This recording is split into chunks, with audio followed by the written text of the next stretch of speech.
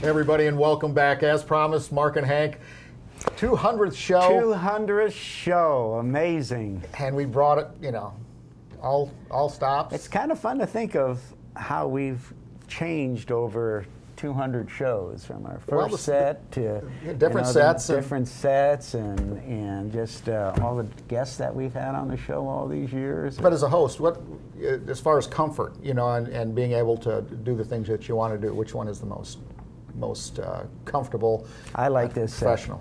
This set, I think, has really turned out great. It's fun. I think our first set was neat too. I really liked it. The table, and I think this for talking and having a conversation, having your paperwork so that you know who your sponsors are. Like Harry's Old Place, our sponsor of the second segment of Sports Central. Great place on Cypress Gardens Road. If you haven't been there, one of my favorites, of course, Harry in the Bag. Harry in the Bag. It's a fantastic place to dine. It's please phenomenal. Visit. Yeah. And go over and say hi to Bruce and Harry at Harry's Old Place. Yeah. You got to get there early because it is crowded. Well, one of the sports that in 200 shows that we have never had, that's other than right. covering the Sunshine State games and a couple of events, we've never had on the show. We've never had a real guy. Nigel Phang is with us, who has a club in Lakeland. Obviously looking to grow that club. Nigel, welcome. And you're going to have to explain all this stuff because, you know, this sword or whatever it is almost looks like one of those things that you know when you're working on your car or your truck and it has a magnet at the end, and if you put it up, yeah. And as you notice, you can use this for also cutting off the head. That's probably not too many anymore. Watch this demonstration live here That's on a good grip. TV.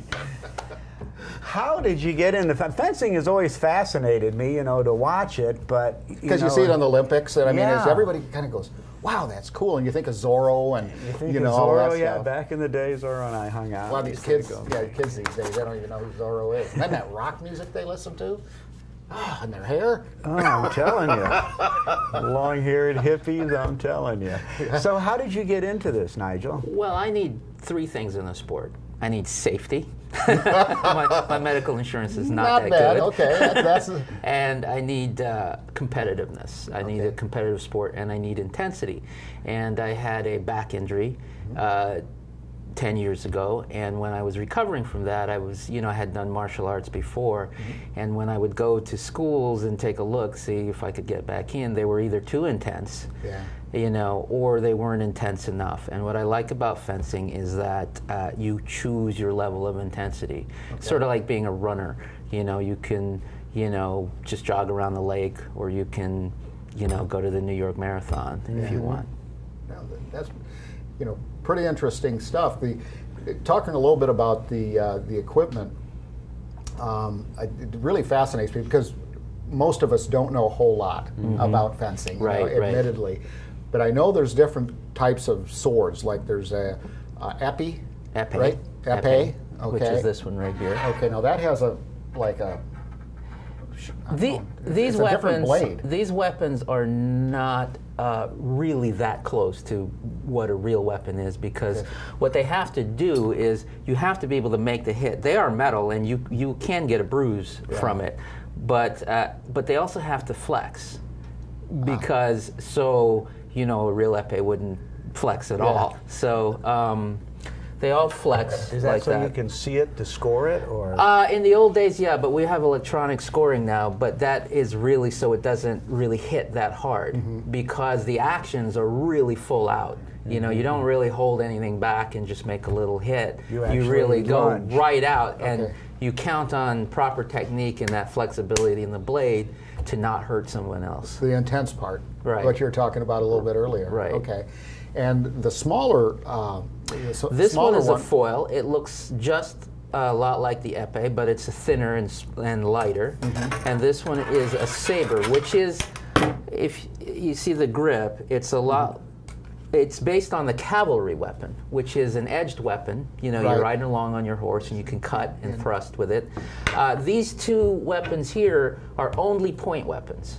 If you look at these, they have a little button on the end. Okay. And that's for to activate the electronic system, Okay. which you wire up from here and run a cord and all of that. And you can only score with the tips of these weapons. Okay. This one you can score both cut and thrust, as the way you would see in the movies. Okay. Wow. That's phenomenal stuff. Yeah. Nigel, where are you from? Are you from Polk County or? No, I've been in Polk County about 8 years. Okay. I lived in Hillsborough County for quite a while. I'm a USF alumni, and where's that alumnus? I can't remember. Close enough. But I grew up in Jamaica and in New York. Okay. Now, you had mentioned earlier, and I want to talk about your club a little bit. The segue to it is, in Tampa, there was a couple of pretty strong clubs with, held some really, really good tournaments, which is the key to hosting tournaments. You got to have a strong club. Right. You're growing it in Polk County, which I think is tremendous, and I'd really like to see it in the school system. I think it would be a great program, but tell us a little bit about where your club is located and how people get in touch with you. Well, first, can I address the school system? Sure. I agree with that because one of the things I like about fencing is that kids get to interact with adults on an equal level. I mean, that's not so great for me because losing to a 12-year-old at a tournament, there's not much in it. But the thing that I find about kids is they really come up to your level when you have to interact with them equally.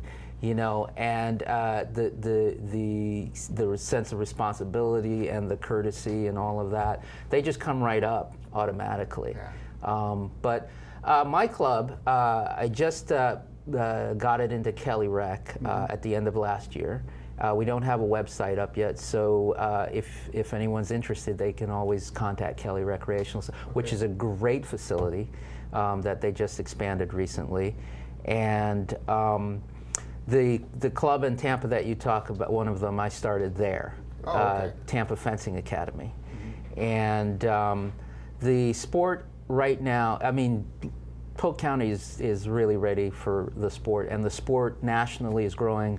By the way, one of our guys just won foil in Havana, which for an American foilist is unheard of, right? Until, I would say, the Athens Olympics, it was nearly unheard of for America. It was a European-dominated sport. And what is foil for the? This is the foil, right? Okay. And what will distinguish the foil, two things is, again, I said it's only a point weapon. You can only score with the point of it with a thrust, right? But the targeter is also restricted just to the torso. And horrifically enough, that was to train people to only make lethal hits.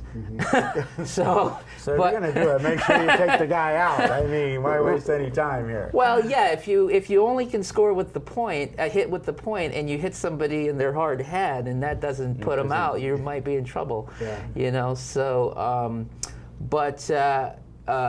they poured a lot of effort into the American fencing program, particularly the women's saber team, which you might have heard of. People like Meryl Zagunis, who was a gold medalist twice and world champion.